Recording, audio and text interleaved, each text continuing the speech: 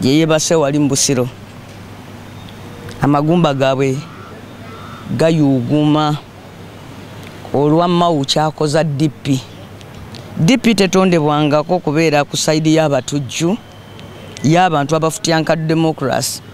Abantu bafa tebalina malaalo, abantu bagenda mu exile, abantu bafiirwa abaana, abantu balemwa okukola, abantu balemwa okugaggawala, abantu bafiirwa buli kimu olw'okubeezaawo DP nga ekibiina ekiyimirira ku lw'amazima n'obuki n'obwenkanya okutuusa DP we yagwa mu mikono gya Mao n'agisuubula kati agikozesa ebintu ebyekive.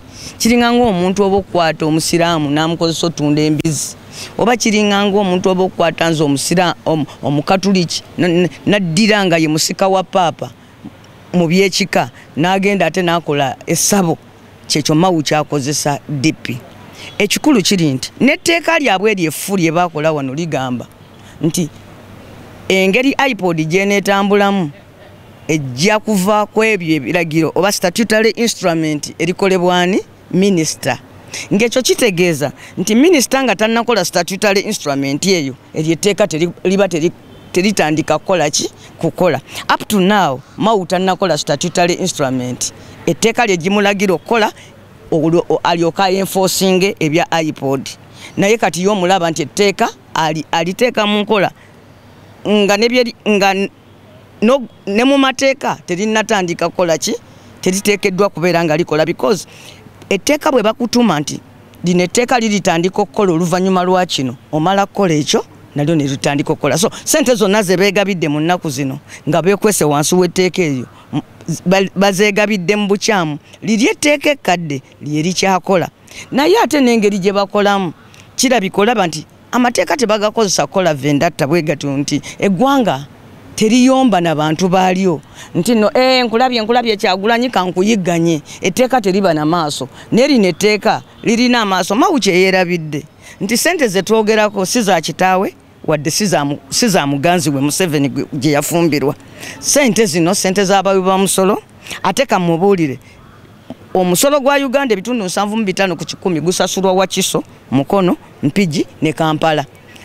Ekyo kitegeeza nti wanate Kyagulanyi sentamu naffe aba NUP we tusinza abawagizi baffe abangi nti ezo sente za muwa musolo wa NUP.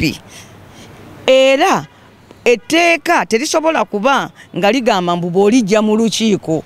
Etteeka ligamba nti ebibiina by'obufuzi binaagabananga sente zino eziteereddwawo ng'omutemwa gw'omusolo okusinziira ku bungi ba MP bwe birina. Naye kakati bo olaba nti nno babikozesanga kanyeebwa nti nali simanyi nti nno tusobola okuba n'abakulembeze and of all Mao abasobola okugenda sopeti. Naye nze kyemmanyi Mao yakigamba nti Museveni kasita akugula akuvuganga wiribalo era kati ebyo byolaba olwo yeeyo gye bayita wiribalo gye bayita Mao bamutwala gamba bamuzze eno bamuzze eri era yagamba nti kasita bamala okusuubula n'amagezi go gafuuka obusirusiru era kyekyo kyennyini.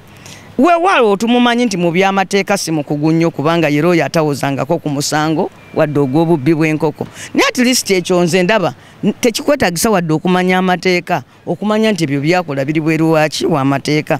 So bo balowooza nti sente ezo ze zituyimirizaawo vuganya Mwami Museveni ekitali kituufu kubanga okuva edda nedda tubadde n'opposition nga sente ezo teziriwo naye era tubadde tubeerawo. Kati campaign egenda maaso nga sente tebazituwanga n'ekyo tekibafudde mbuno batusinga. Bannayuganda bajja tuuka ekiseera beddize bawe Kyagulanyi omukono ogusayininga ku nsimbi z'omuwa omusolo era ebyo byonna bamawu bye bakoze bagenda kubisasulira. Olwaleero asobola okweja baata n'ayogera byonna byayogedde kubanga ye yafuuka kaggwa ensonyi kubanga singa Mao alinamu akasonyisonyi singa tebamukozesa kwogera bintu ng'ebyo ne bali bo basirise ye nakigwanyizi gwe batuma genda exactly nga bwe yagamba nti kati ye yafuuka kano Abaganda bakayita kakawuuba kawiribalo yafuuka kawuuba. Museveni kyayagala kyatikkako buli bugwenyufu kati genda mu parliament oyogere boote genda mu parliament oyogere boote. Yagenda mu lukuŋŋaana lwa DP nabbayo fulaga n'agibba ku bayega bwe yadda n'agiwummuza mu nsonda kati nawulidde yesimbye ku bwemupi gamba hopeless kabisa. Tetukyalina kifo ky'abantu ng'abo ffe tuli mu bantu era ffe tubala nnaku nti come 15th of January mu Uganda tujja kuba tusobola okwewa sente ezo. Sente zofuna ozifuna kutandika n'olunaku lw'oba oyingidde iPod. Kati South Sudan teyinza kubanja sente za UNICEF ez'emyaka gye7 kubanga teyali member wa United Nations. Kati lwe banaaba bayingidde bajja kufuna akasente okutandika n'olunaku olwo kubanga amateeka tegakola retrospectively. Ekyo naawe okimanyi bulungi. Honorable, just two things.